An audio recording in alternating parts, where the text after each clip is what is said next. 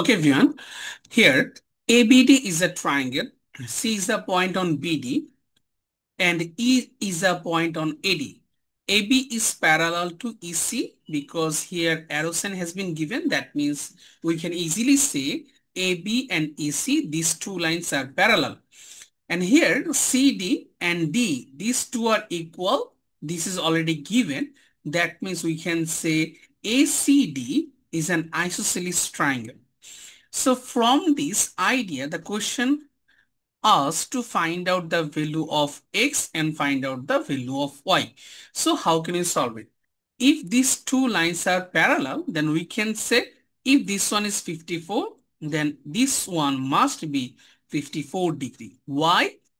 Because of corresponding angle. Okay, because of corresponding angle. And here we can say another thing, that is these three angle will make a straight angle.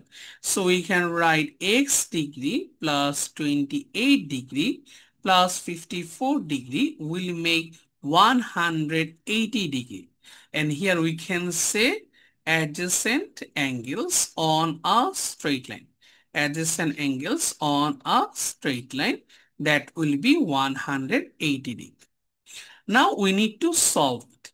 If we solve, then we can say it will be x degree plus 8 plus 4, 12. We have 1, 6 plus 2, 8. 82 degree equal to 180.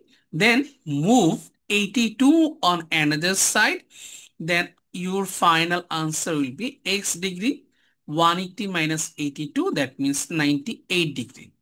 So the value of x is 98. So this is the first answer.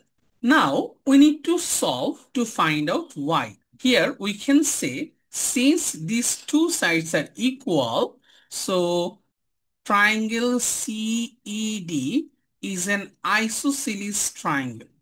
Is an isosceles triangle. Isosceles triangle. So isosceles triangles means this triangle has two equal sides and two equal angles. So if this angle is 54, it must be 54 degree.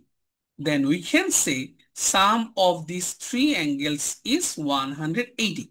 So y degree plus 54 degree plus 54 degree will make 180 degree, because we know that sum of three angles of a triangle is 180.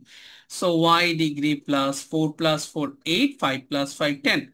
108 degree equal to 180. Now, if I want to move 108 on another side, that will be 180 minus 108 or 72 degree.